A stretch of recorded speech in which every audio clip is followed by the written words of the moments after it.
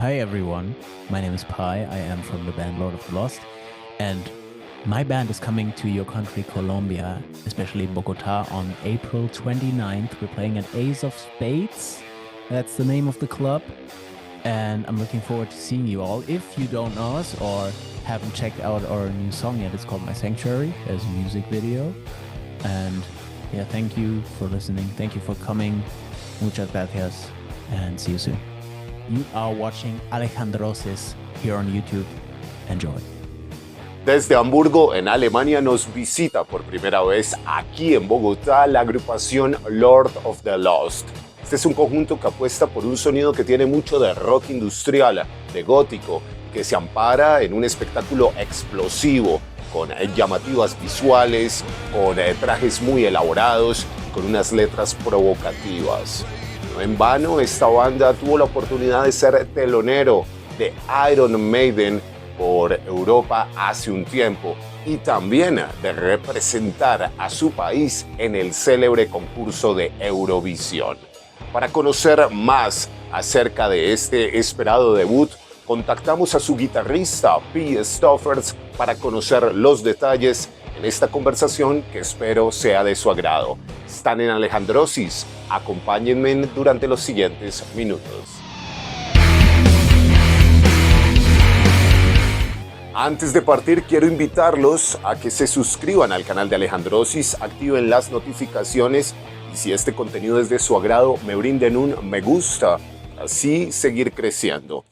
Me llamó mucho la atención que revisando el itinerario de presentaciones de la agrupación Lord of the Lost, en este mes de abril la banda brindó 5 presentaciones en China, pasando por ciudades como Shanghái o Beijing.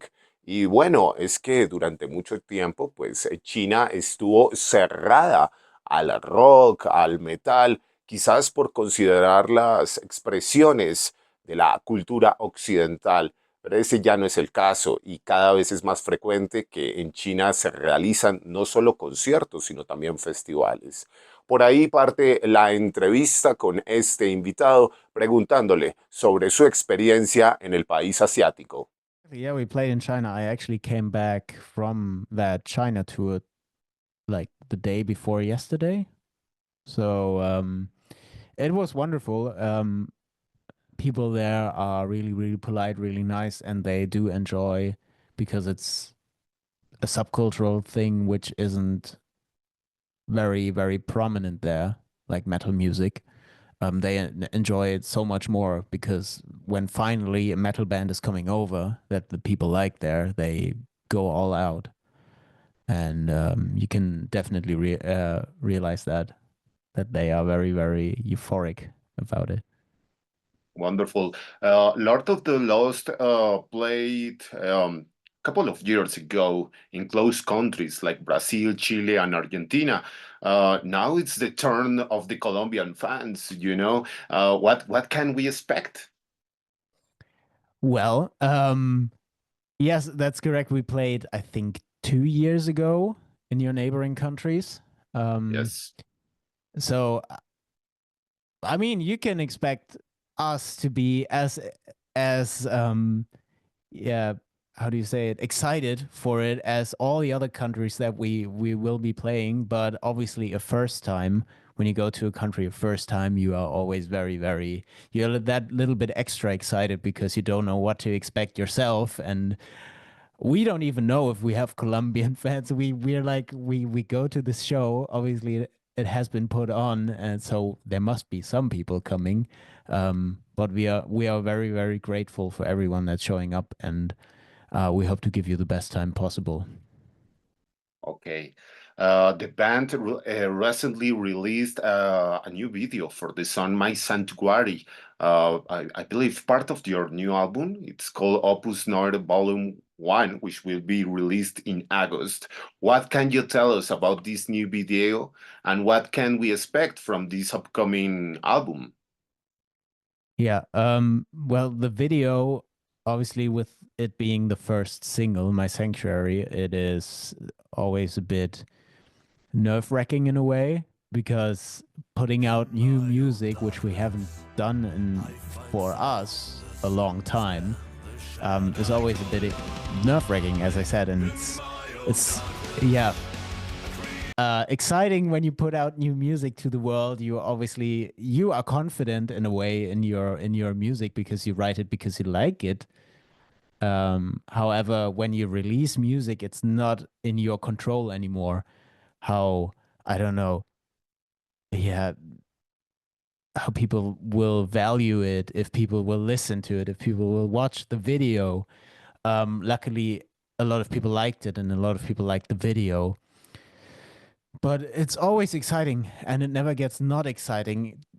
Doesn't matter how many albums you put out. I think Opus Noir Volume 1 and the other volumes combined will be our 9th regular studio album, not counting Swan Songs, not counting all the live albums, not counting our covers album, Weapons of Mass Seduction.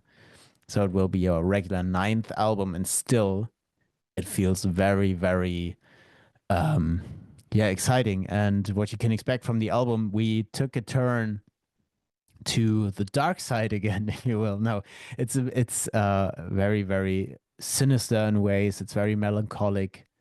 I think, and I've already read it, that a lot of people are saying, "Oh, finally you are going more goth again." I don't think it's a goth album. I think it's a very, very beautiful, melancholic, heavy album, and you make the genre of it that you want.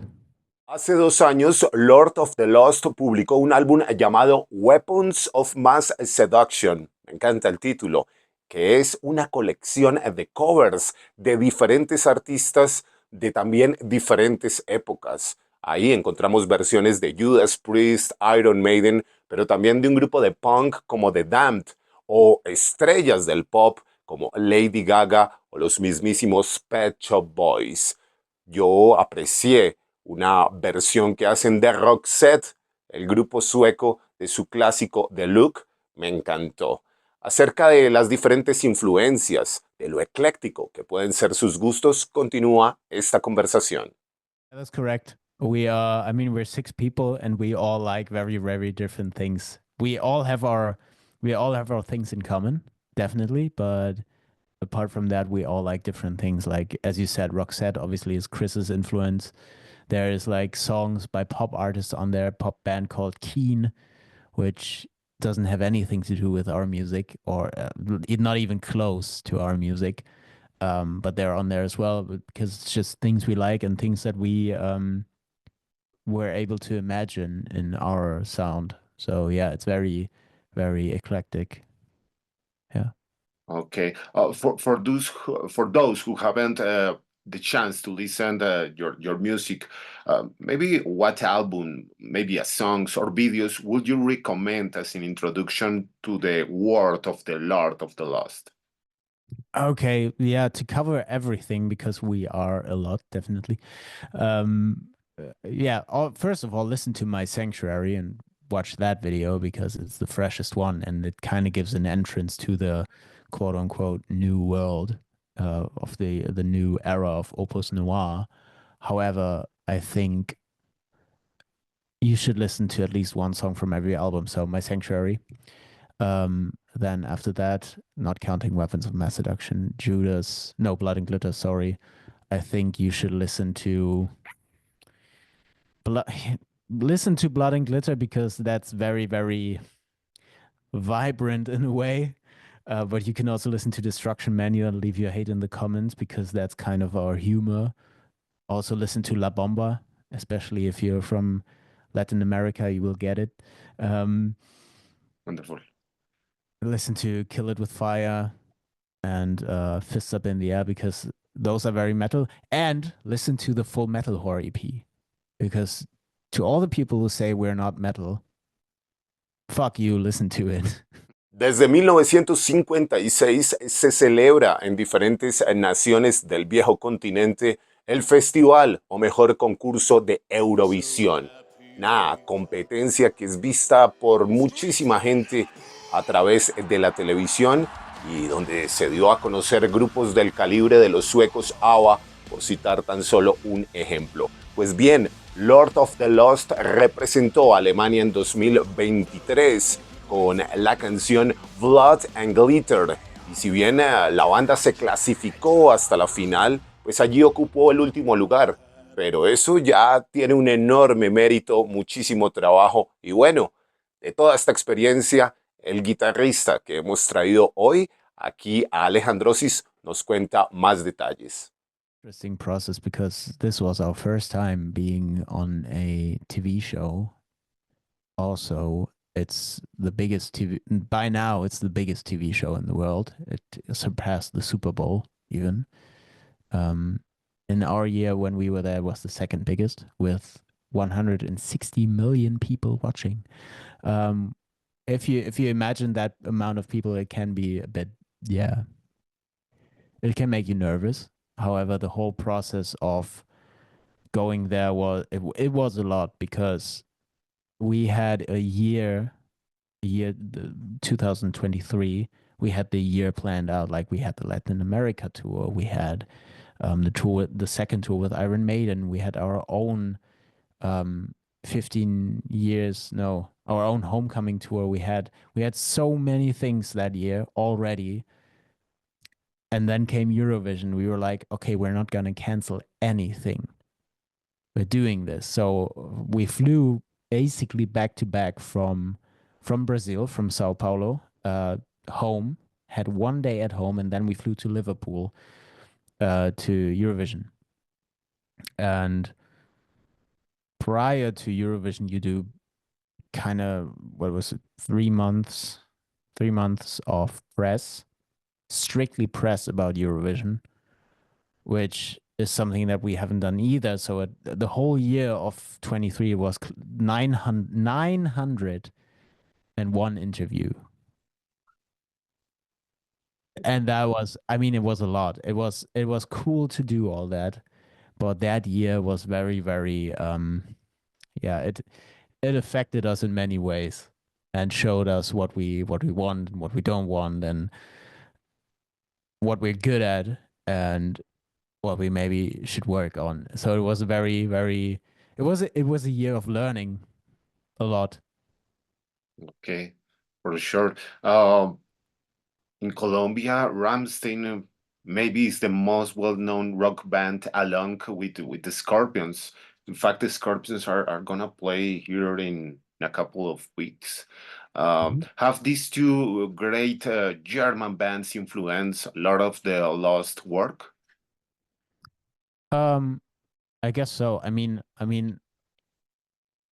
Rammstein for one are a band that has quite a significant sound to them, and it's very, very distinctive. You immediately hear that it's them. Um, and obviously that did a lot for the whole more industrial metal music.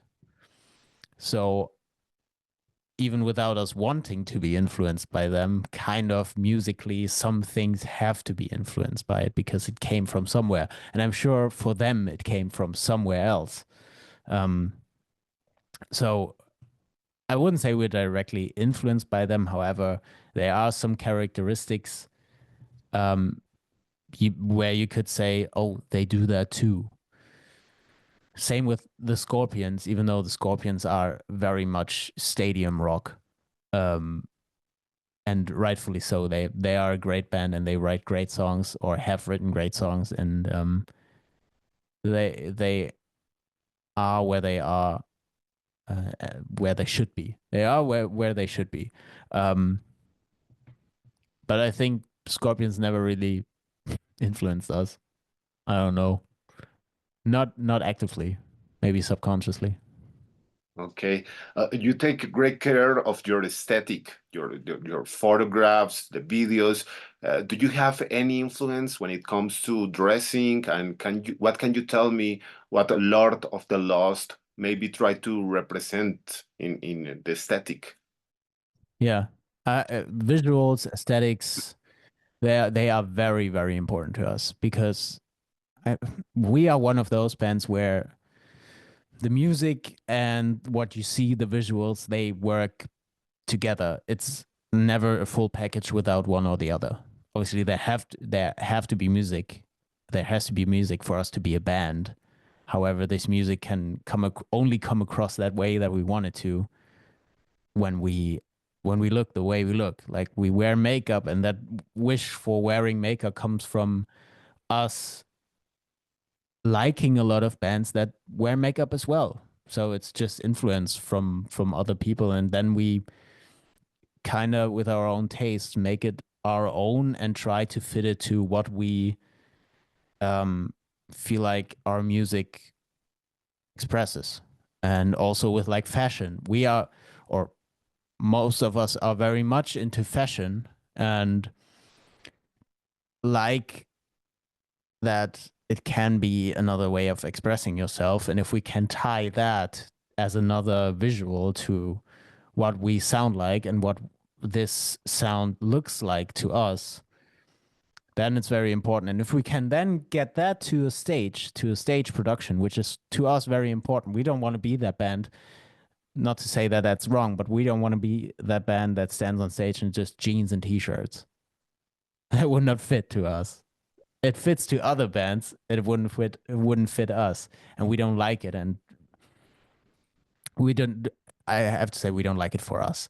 Um, so we always try to make it a complete package. And also, I just love it. I love experimenting with makeup. I really like dressing up for stage. It's just fun. Like other Okay. people think, I don't know. I like it. Wonderful. And finally, I believe your band is new blood for rock and roll music. You know, sometimes the people argue about the state of the rock, the health of the rock and roll in the music. You know, because we need more new bands. But Yeah. you are been releasing music for the last 15 years, so you are not really so new.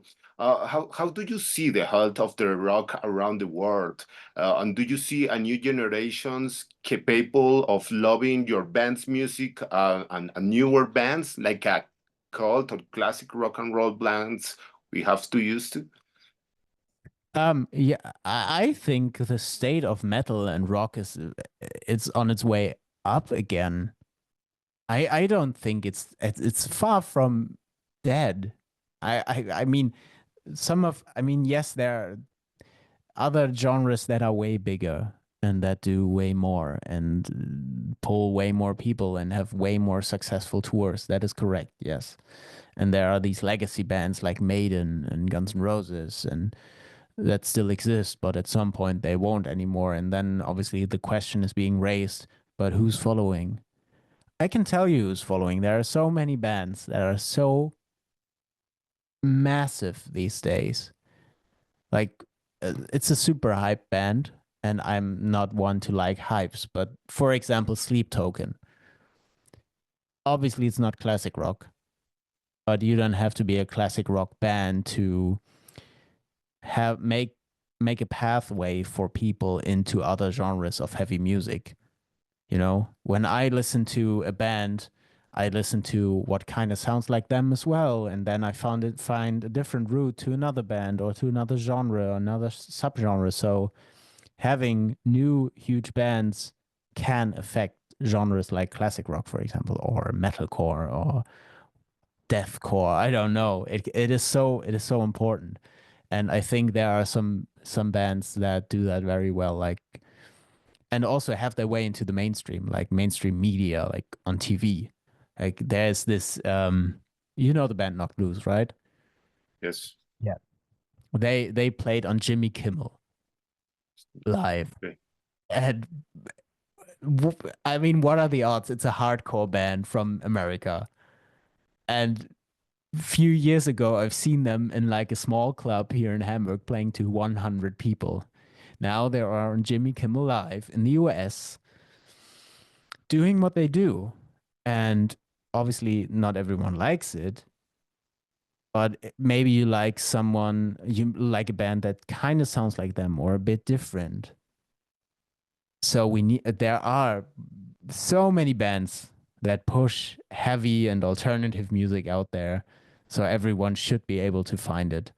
And I think it's in a very, very great state because it's also living from a lot of crossover again.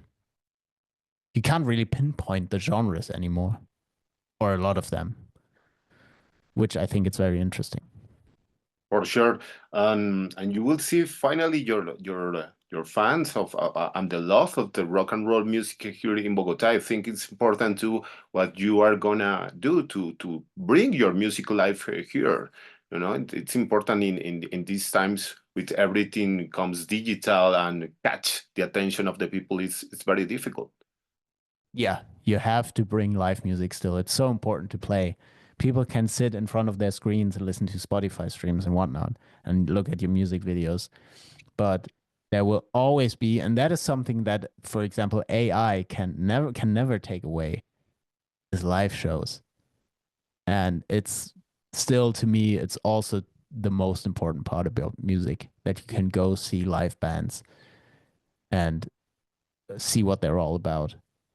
So being able to bring that to Colombia, for example, is very, very cool and very important. And I feel very honored to do that because it's far, far away.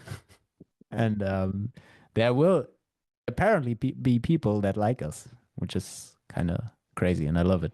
Extraordinario, amigas y amigos, ahí estaba Lord of the Lost, la agrupación alemana, debuta en nuestro país este 29 de abril en el Ace of Spades Club, así que si tienen el chance de verlos, háganlo, ya que promete, se perfila como uno de esos nombres para el recambio en el rock and roll en el panorama internacional.